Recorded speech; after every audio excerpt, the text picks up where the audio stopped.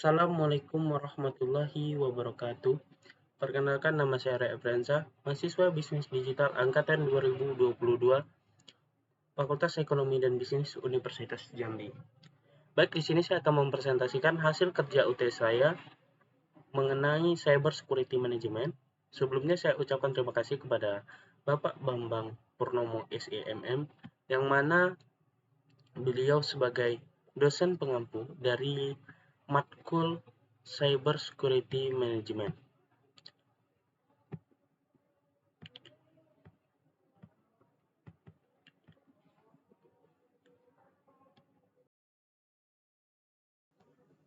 Baik, untuk mempersingkat waktu, langsung masuk saja ke materi yang pertama mengenai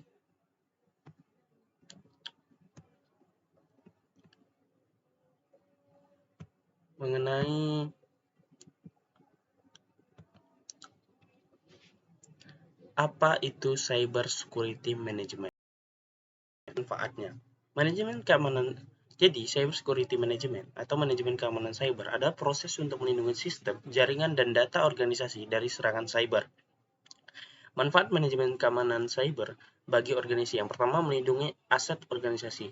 Manajemen keamanan cyber dapat membantu melindungi aset organisasi dari serangan cyber, seperti data keuangan, informasi pelanggan, dan kekayaan intelektual.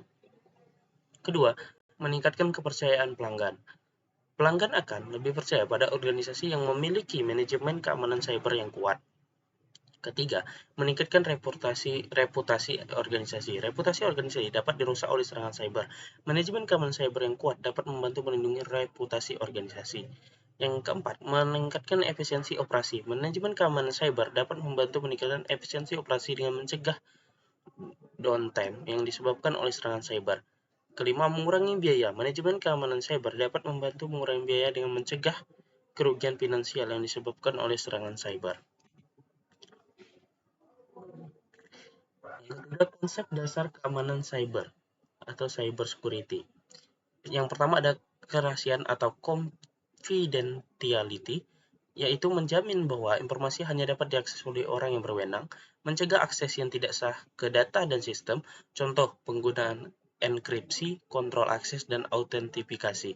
Yang kedua, integritas atau integrity, yaitu menjamin bahwa informasi akurat dan lengkap, mencegah perubahan data yang tidak sah, contoh penggunaan checksum, hash, dan digital signature. Yang ketiga ada ketersediaan atau availability, yaitu menjamin bahwa sistem dan data dapat diakses oleh orang yang berwenang ketika dibutuhkan, mencegah penolakan layanan DOS dan gangguan lainnya. Contoh penggunaan redundansi, backup, dan disaster recovery. Contoh kebocoran data dan penjelasannya. Yang pertama ada contoh kebocoran data BPJS Kesehatan 2021. Data yang bocor 279 juta data peserta BPJS Kesehatan, termasuk nama, NIK, dan alamat, serta nomor telepon dan gaji. Sumber kebocoran diduga berasal dari internal BPJS Kesehatan. Dampak, data yang bocor dapat disalahgunakan untuk penipuan, pencurian identitas, dan kejahatan lainnya. Kedua, kebocoran data KPU 2022. Data yang bocor 155 juta data pemilih KPU, termasuk nama, NIK, alamat, dan nomor telepon. Dampak, data bocor dapat disalahgunakan untuk memanipulasi data pemilih dan kecurangan pemilu. Yang terakhir, kebocoran data IndiHome 2022. Data yang bocor 26 juta data pelanggan IndiHome, termasuk nama, alamat, nomor telepon, dan email. Sumber kebocoran diduga berasal dari forum online. Dampak, data yang bocor dapat disalahgunakan untuk spam, phishing, dan penipuan. Tipe ancaman terhadap manajemen keamanan cyber security management. Yang pertama, malware atau malicious software. Perangkat lunak berbahaya yang dirancang untuk merusak sistem dan data.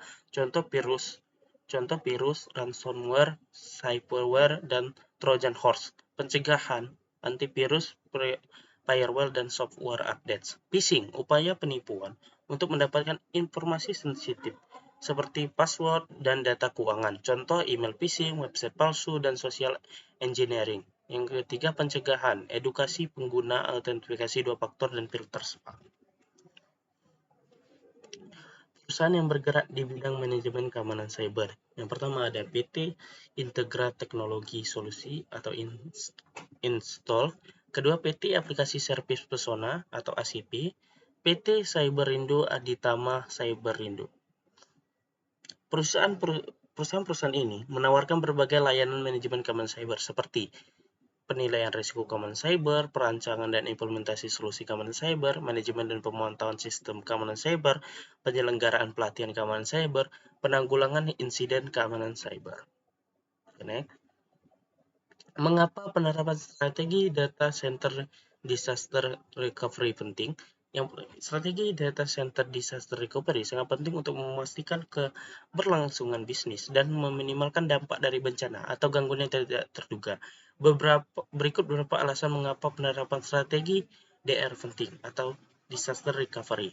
1. Minimalkan kerugian finansial, meningkatkan kepercayaan pelanggan, memperkuat reputasi bisnis, memenuhi persyaratan kepatuhan, meningkatkan efisiensi operasi, mengurangi risiko kehilangan data, meningkatkan keamanan site. Klasifikasi ancaman terhadap informasi dan keamanan data. Jadi ada beberapa klasifikasi mengenai ancaman terhadap informasi dan keamanan data. Yang pertama berdasarkan sumber ancaman. Ada ancaman internal. Ancaman yang berasal dari orang dalam organisasi seperti karyawan, kontraktor, dan vendor. Atau vendor. Ancaman eksternal, ancaman yang berasal dari luar organisasi seperti hacker, penjahat cyber, atau pesaing. Kedua, berdasarkan jenis ancaman. Ancaman pasif dan ancaman aktif. Ancaman pasif, ancaman yang tidak merusak atau mengubah data, tapi hanya mencegat atau menyalinnya. Ancaman aktif, ancaman yang merusak, mengubah, atau menghapus data. Yang terakhir, berdasarkan target ancaman. Ancaman terhadap kerahasiaan, ancaman yang berusaha untuk mendapatkan akses yang tidak sah ke informasi. Ancaman terhadap integritas, yang berusaha untuk mengubah atau merusak data. Ancaman terhadap ketersediaan, ancaman bersedia untuk mengganggu atau mencegah akses ke data. Mengapa analisis risiko penting dalam penerapan cyber security management? Analisis risiko adalah langkah penting dalam penerapan cyber security management karena beberapa alasan berikut. Yang pertama, membantu mengidentifikasi aset dan ancaman. Analisis risiko membantu organisasi untuk mengidentifikasi aset digital yang berharga dan ancaman yang dapat membahayakan aset tersebut. Hal ini memungkinkan organisasi untuk fokus pada upaya keamanan yang paling penting. 2. Memprioritaskan upaya keamanan. Dengan memahami risiko yang dihadapi, organisasi dapat memprioritaskan upaya keamanan mereka dan mengalokasikan sumber daya secara efektif. Hal ini membantu organisasi untuk mendapatkan hasil maksimal dan investasi keamanan mereka. Ketiga, memenuhi persyaratan kepatuhan. Banyak industri memiliki peraturan yang mengharuskan organisasi untuk melakukan analisis risiko sebagai bagian dari program keamanan mereka. Keempat, meningkatkan kesadaran keamanan. Analisis risiko dapat membantu meningkatkan kesadaran keamanan di antara staf dan manajemen. Hal ini dapat mendorong budaya keamanan yang lebih kuat dalam organisasi. Kelima, meningkatkan kemampuan merespon insiden. Dengan memahami risiko yang dihadapi, organisasi dapat mengembangkan rencana respon insiden yang lebih efektif. Sejarah dan perkembangan virus komputer. Awal mula virus komputer itu pada tahun 1971. Creeper, program replicating pertama dibuat di BNN Technologies. 1974, The Rabbit, virus pertama yang infeksi file ditemukan di ARPANET. Tahun 1980-an, munculnya virus-virus seperti Brain, Jerusalem, dan Vienna yang menyebar luas. 1990-an, makin kompleks dengan kemampuan polimorfik dan makrovirus. 2000-an munculnya malware seperti worm, Trojan horse, dan ransomware. Perkembangan virus komputer semakin kompleks. Virus modern memiliki kemampuan untuk menyembunyikan diri, mengekskripsi data, dan menyebar melalui jaringan, lebih tertarget. Virus modern dirancang untuk menyerang sistem operasi dan aplikasi tertentu. Lebih berbahaya, virus modern dapat menyebabkan kerusakan data, mengubah kehilangan finansial, dan bahkan pencurian identitas. Definisi dan manfaat keamanan jaringan. Definisi keamanan jaringan. Keamanan jaringan adalah serangkaian tindakan dan solusi yang dirancang untuk melindungi jaringan komputer dan data dari akses yang tidak sah, penyalahgunaan, gangguan, modifikasi, atau penghancuran. Manfaat keamanan jaringan.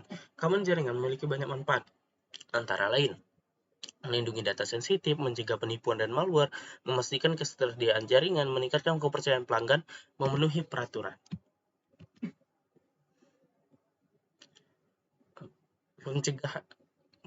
Pencegahan ancaman keamanan data dan informasi. Berikut beberapa langkah yang dapat dilakukan untuk mencegah ancaman keamanan data dan informasi. Langkah pencegahan teknis.